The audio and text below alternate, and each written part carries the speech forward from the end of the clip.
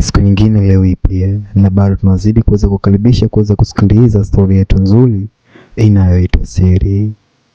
Neema afikia hatua kuweza kutambua ukweli uliweza kujificha kwenye bahasha.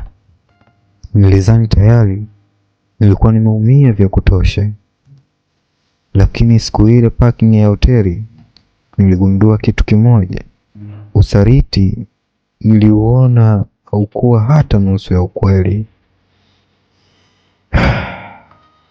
Nilijificha nyuma ya gari, nikaangalia. Daniel alikuwa anaongea kwa hasira na yule rafiki yake aitwaye Kelvin. Kelvin ndiye alikuwa best man kwenye harusi yetu, mtu nilimheshimu kama ndugu. Nilisikia maneno machache tu akiwa anaongea. Ulimwambia? Daniel alimuuliza kwa sauti ya chini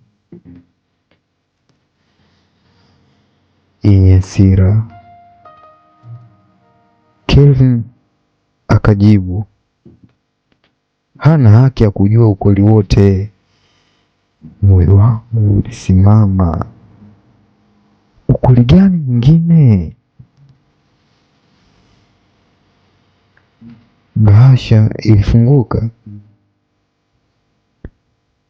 Daniel aliondoka ghafla akiwa amekasirika. Kelvin alibaki pale pale peke yake. Nilijikusanya na kumfuata. Aliponiona hakushtuka. Alionekana ni kama mtu aliyekuwa ananisubiria sana kwa hamu. Neema, kuna mambo hukujua tangu mwanzo. Alinipa ile bahasha. Mikono yangu ilikuwa ikitetemeka nilipokuwa nikiifungua. Ndani yake kulikuwa na kopi ya clinic report, picha zaidi za hoteli na karatasi ya DNA testi. Nilimwangalia Kelvin kwa mshangao. DNA ya nani? Alinitazama mara moja machoni. Mimba si ya Daniel? Dunia ilisimama. Kabla sijamuuliza zaidi, aliongeza, Anita alikuwa tayari ana mahusiano kabla hajaishi kwenu. Anita alikuwa na mahusiano tayari na Daniel. Nilihisi pumzi inanikata. Ina maana gani? Niliuliza. Kelvin alinyamaza kwa sekunde kadhaa, kisha akasema kwa sauti ya chini,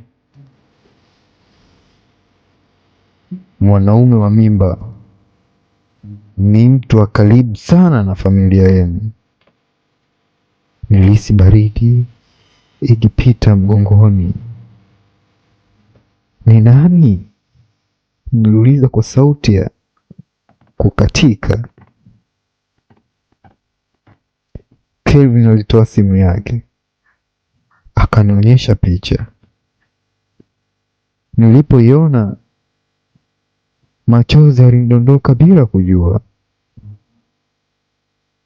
Ilikuwa picha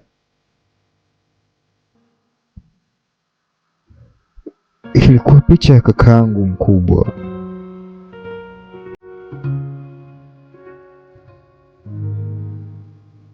Nilihisi kama kitu kinaporomoka. Anita, Daniel, sasa kaka yangu. Niliporudi nyumbani usiku ule, Daniel alikuwa amenisubiri. Alionekana kuvunjika Neema, naomba unisikilize. Nilijua kuhusu mimba, lakini sikujua ya nani. Hicho kilikuwa kipande cha ukweli au uongo mwingine. Kabla sijaamua cha kufanya, simu yangu iliita tena. Ilikuwa ni Anita akipiga. Sauti yake ilikuwa ni ya hofu. Dada, si kila kitu unachoambiwa ni ukweli. Kuna mtu anajaribu kutugombanisha. Na ghafla simu ikakatika. Dakika chache baadaye nilipokea meseji ya mwisho kutoka kwa Kelvin. Usimwamini mtu yeyote, hata mimi. Sasa mambo anageuka. Je, hata Kelvin anasema ukweli? Au kaka yake Neema anahusika kweli? Au kuna mtu anacheza mchezo mkubwa wa kisasi? Neema anaweza kubaki katika mshangao mmoja mkubwa baada ya kujua kuhusu ukweli uliopo ndani ya ile barua, akishangaa kwamba kaka yangu pia mkubwa yupo katika hii kitu.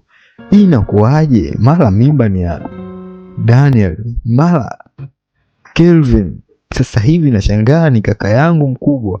Hii inakuwaje? Pia kwa ghafla kuweza kutumiwa message na huyo Kelvin kumwambia kwamba usimwamini mtu yoyote, hata mimi pia usiweze kuniamini.